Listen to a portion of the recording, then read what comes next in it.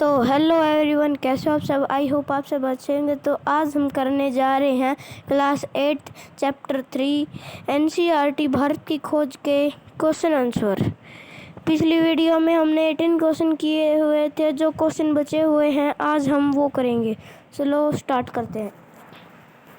19th question है, पूर्व कथाओं एवं प्रचलित कहानियों की प्रमुख विशेषता बताइए। इसका आंसर है भारतीय पूर्व कथा महाकाव्य तक सीमित नहीं है। इनका इतिहास वैदिक काल तक जाता है। ये संस्कृत साहित्य में भी विभिन्न रूपों से प्रकट हुई हैं। ये कथाएं वीरगाथात्मक हैं। इन कथाओं में सत्य का पालन करने और अपने प्रण को पूरा करने का उपदेश दिया गया है। इन कथाओं की अन्य प्रमुख विशेषता जीवन पर्यंत और मरणोपरांत भी वफादारी, साहस और लोकगीत के लिए सदाचार और बलिदान की भी शिक्षा देना है। इन पूर्व कथाओं में कल्पना और तथ्यों का सुंदर मिश्रण हुआ है। ये कथाएं दैनिक जीवन को एक सरलता और कुरूपता से खींचकर उच्चतर क्षेत्रों तक ले जाती हैं। 20 क्वेश्चन है, प्राचीन भारतीय इतिहास की ठीक की जानकारी प्राप्त क्यों नहीं हो पाती। इसकी जानकारी के लिए किन साधनों का सहारा लिया जाता है, स्पष्ट कीजिए। इसका आंसर है भारतीय इतिहासकार चीनियों, यूनानियों एवं अरब देशों के इतिहासकारों की भांति नहीं थे। इन देशों के इतिहासकारों ने घटनाओं को कालक्रम अनुसार एवं विभिन्न तिथियों के संदर्भ में वर्णन किया है, जबकि भारतीय इतिहासकारों ने कालक्रम एवं तिथियों के संदर्भ में घटनाओं का वर्णन नहीं किया। इसलिए प्राचीन काल के इतिहास की सही जानकारी नहीं मिलती। आज तिथियों को सुनिश्चित करना अत्यंत कठिन कार्य है। इनकी स्पष्टता के लिए इतिहास में समकालीन अभिलेखों, शिलालेखों, कलाकृतियों, इमारतों के अवशेषों, सिक्कों, संस्कृत साहित्य एवं विदेशी यात्रियों के सफरनामों आदि साधनों का सहारा लेना पड़ता है। क्वेश्चन 21 है, प्राचीन भारत का पहला इतिहास ग्रंथ किसने, कौन सा और कब लिखा गया था। इसका आंसर प्राचीन भारत का पहला इतिहास ग्रंथ कल्हण द्वारा लिखा गया, जिसका नाम राजतरंगिणी है। इसकी रचना ईसा की 12वीं शताब्दी में की गई। तो 22 क्वेश्चन है, भारत के प्राचीन महाकाव्य महाभारत के महत्व पर प्रकाश डालिए। इसका आंसर है महाभारत विश्व की प्रमुख रचनाओं में से एक है। यह भारतीय परंपराओं, दंत कथाओं तथा प्राचीन भारत की राजनीतिक तथा सामाजिक संस्थाओं का विश्वकोश माना जाता है। इसमें विरोधी विचारों एवं परंपरा का अद्भुत मिश्रण है। यद्यपि आर्यों में स्त्रियों के अनेक विवाह की परंपरा नहीं है, तथापि महाभारत में एक नारी के 5 पतियों को दिखाया गया है। महाभारत में नई परिस्थितियों के अनुसार वैदिक धर्म का संशोधन किया गया। इसके परिणाम स्वरूप ही हिंदू धर्म का आरंभ हुआ। महाभारत में समाज की मूलभूत एकता पर बल दिया गया है।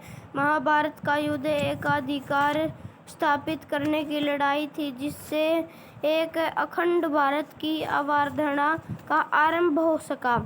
महाभारत का एक अंश भगवद गीता भी है, जिसमें दर्शन के साथ साथ शासन, कला तथा नैतिक सिद्धांतों का भी विवेचन हुआ है। महाभारत में स्पष्ट किया गया है कि धर्म की मजबूत नींव के बिना सच्चा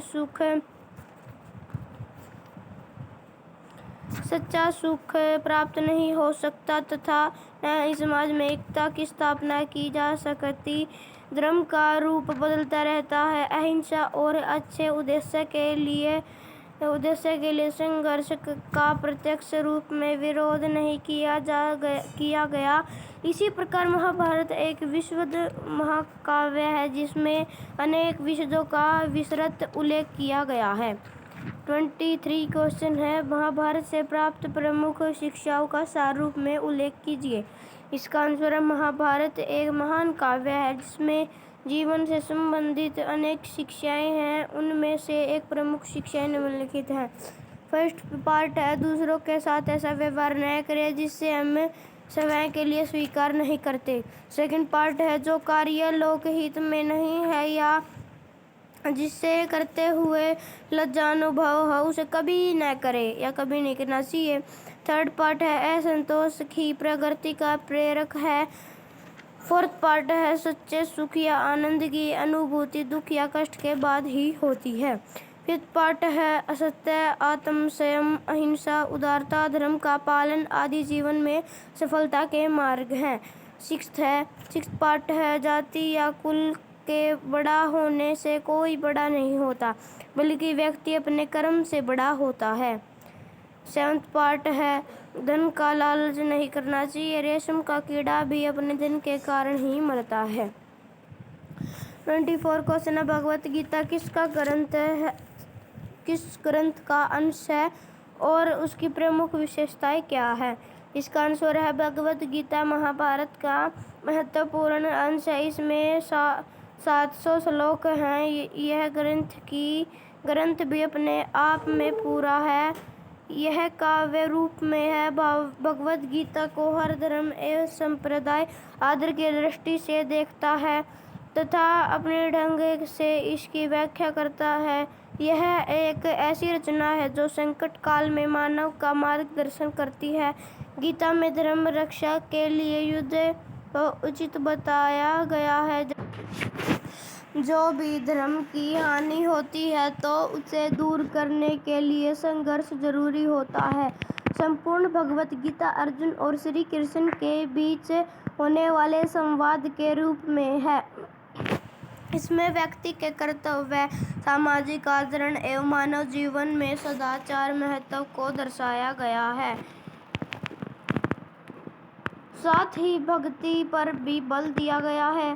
गीता में शरीर और नश्वर और आत्मा को अमर बताया गया है। क्वेश्चन नंबर 25, जातक कथाओं का उल्लेख कीजिए। इसका आंसर है, जातक कथाएं महात्मा बुद्ध के युग से पहले युग का वर्णन करने वाली कथाएं हैं। ये कथाएं उस काल की कथाएं हैं जब द्रविड़ और आर्य जातियों का परस्पर मेल हो रहा था। जातक कथाएं पुरोहित अथवा ब्राह्मण परंपरा तथा क्षत्रिय या शासक परंपरा के विरोध में लोक परंपरा का प्रतिनिधित्व करती है। क्वेश्चन नंबर 26 है, प्राचीन भारत में जीवन और कर्म उपशीर्षक में लेखक ने किस विषय का उल्लेख किया है। इसका आंसर है, लेखक ने प्राचीन भारत में जीवन और कर्म उपशीर्षक के अंतर्गत में बताया है कि पुरानी कथाओं के आधार पर कहा जा सकता है कि भारत ने जब उन्नति की ओर बढ़ना आरंभ किया तो कोई क्षेत्र इसे अछूता न रहा। उसने जीवन के सभी पक्षों से भरपूर उन्नति की है। इसलिए प्राचीन भारत संसार का सर्वश्रेष्ठ देश माना जाता रहा है। भारत ने दस्तकारी उद्योग, व्यापारियों, समुद्री यातायात, विभिन्न लिपियों एवं लिखित स्वरूप, औषध विज्ञान तथा शिल्प विज्ञान, शिक्षा आदि क्षेत्र में अपार प्रगति की है। क्वेश्चन नंबर 27 है, प्राचीन भारत के गांवों के जीवन एवं दशा का वर्णन पठित पाठ के आधार पर कीजिए। इसका आंसर है, लेखक के अनुसार प्राचीन भारत के गांवों ने खूब उन्नति की थी। लोगों का मुख्य व्यवसाय कृषि था। पूरे उत्पादन का 6वां भाग राजा को लगान के रूप में दिया जाता। वहाँ की सामाजिक एवं आर्थिक व्यवस्था गांव के अनुकूल की जाती थी। सबसे उल्लेखनीय बात है कि ग्राम सभाएं एक सीमा तक स्वतंत्र थी। गांवों को 10-10 या 100-100 समूह में बांटा जाता था। दस्तकारी उद्योगों के आधार पर गांव का विभाजन किया जाता था, यथा बढ़ई एक ही गांव में या फिर लोहार एक ही गांव में रहते थे। ये लोग संगठित या सामूहिक रूप से भी कार्य करते थे। पेशेवर लोगों के गांव में बड़े बड़े नगरों के समीप ही बसे हुए थे। क्वेश्चन नंबर 28, प्राचीन भारत में समुद्री यातायात पर प्रकाश डालिए। इसका आंसर है प्राचीन भारत में विदेशों से व्यापार समुद्र के मार्ग से ही किया जाता था। समुद्री यात्री रेगिस्तान को पार करके भड़ोच की पश्चिमी बंदरगाह, उत्तर में गंगाधर एवं मध्य एशिया तथा फारस की खाड़ी तक जाते थे। नदियों के मार्ग से भी यातायात पूर्णतः विकसित था। बनारस, पटना, चंपा आदि से बड़े बेड़े समुद्र की ओर जाते थे। वहां से व्यापारी एवं अन्य लोग दक्षिणी बंदरगाहों लंका और मल्ल टापू तक सौदागर यात्रा करते थे। इन यात्राओं के अनेक उदाहरण हैं। क्वेश्चन नंबर 29 है, देवनागरी लिपि का विकास किस लिपि से माना गया है? इसका आंसर है देवनागरी लिपि का विकास ब्राह्मी लिपि से माना गया है। दूसरे शब्दों में कह सकते हैं कि देवनागरी लिपि की जननी ब्राह्मी लिपि है। क्वेश्चन नंबर 30 है, पाणिनि कौन था? उसने किस प्रसिद्ध ग्रंथ की रचना किस भाषा में की थी? इसका आंसर है पाणिनि संस्कृत का महान विद्वान था। उन्होंने संस्कृत के प्रसिद्ध व्याकरण ग्रंथ अष्टाध्यायी की रचना की थी।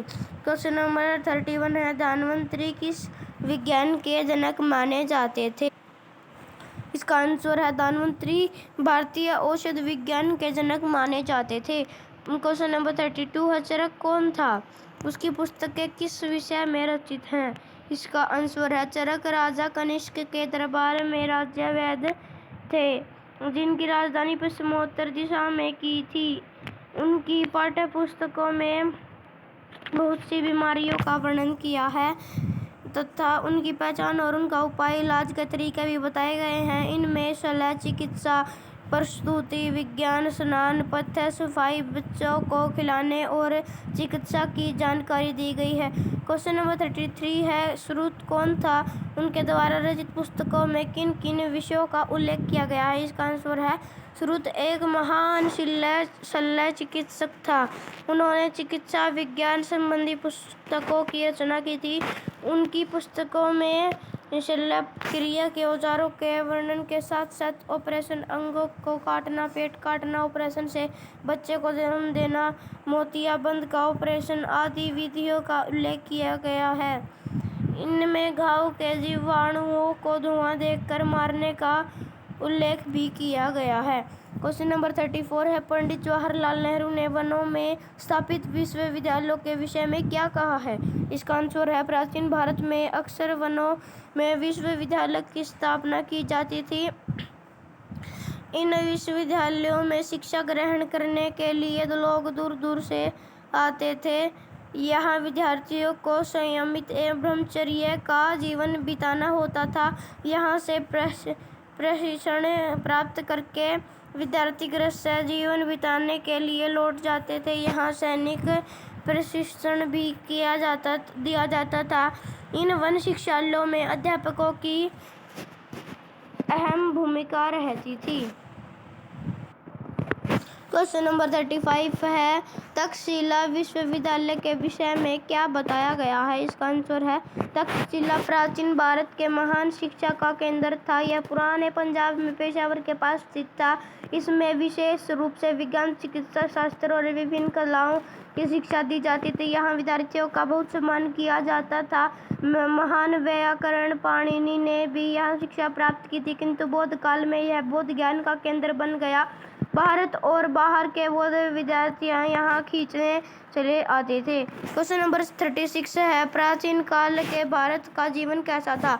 इसका आंसर है प्राचीन काल के भारतीय उदार हृदय, आत्मविश्वासी और अपनी परंपराओं पर गर्व करने लगे। वे प्रकृति में छुपे रहस्यों को जानने का प्रयास करने में लगे रहते थे। वे अपनी बनाई हुई मर्यादाओं और जीवन मूल्यों का आदर करते थे। उनका जीवन सरल, सहज और आनंद से परिपूर्ण था। वे सदा कर्म में लीन रहते थे तथा मृत्यु का सामना करने में सक्षम थे। क्वेश्चन नंबर 37 है, जैन धर्म, बौद्ध धर्म और वैदिक धर्म में अंतर क्या था? इसका आंसर है, जैन धर्म और बौद्ध धर्म दोनों में वैदिक धर्म से अलग हुए धर्म थे। ये धर्म वेदों को प्रमाण स्वरूप स्वीकार नहीं करते थे। जैन धर्म और बौद्ध धर्म दोनों को अहिंसा पर बल देने वाले थे।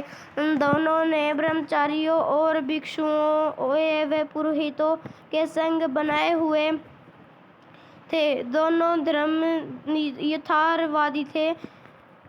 उनका दृष्टिकोण कुछ सीमा तक बुद्धिवादी था। जैन धर्म का एक मूलाधार सिद्धांत यह था कि सत्य हमारे दृष्टिकोण की सापेक्षता में होता है। जैन धर्म जीवन में तपस्या पर बल देता है। बौद्ध धर्म आधिक्यवाद की आलोचक चमत्कारों का वर्णन करता। जैन धर्म जाति या व्यवस्था के प्रति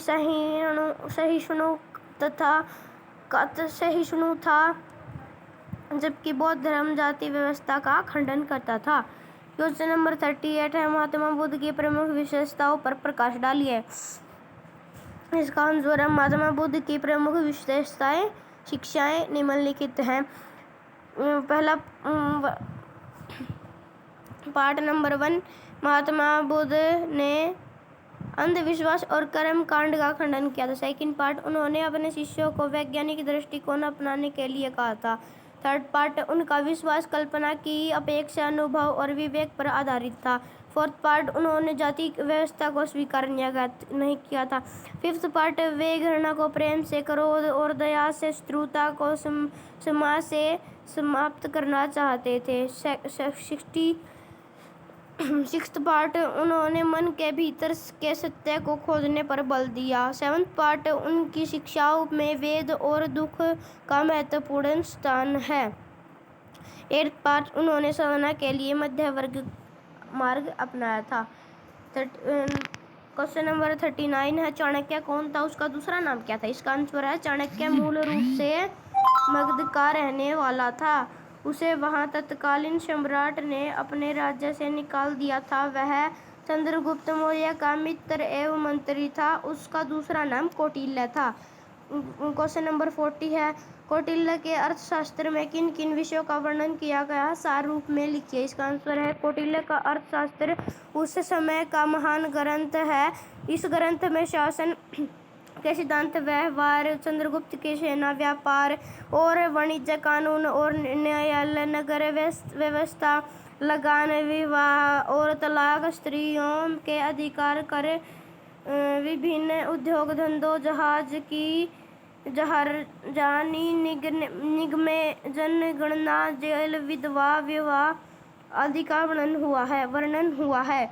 क्वेश्चन नंबर 41 है, कलिंग के युद्ध के पश्चात सम्राट अशोक का मन क्यों बदल गया था? इसका आंसर है, कलिंग के युद्ध में सम्राट अशोक विजय हुआ था। युद्ध में घोर कल्याण हुआ था।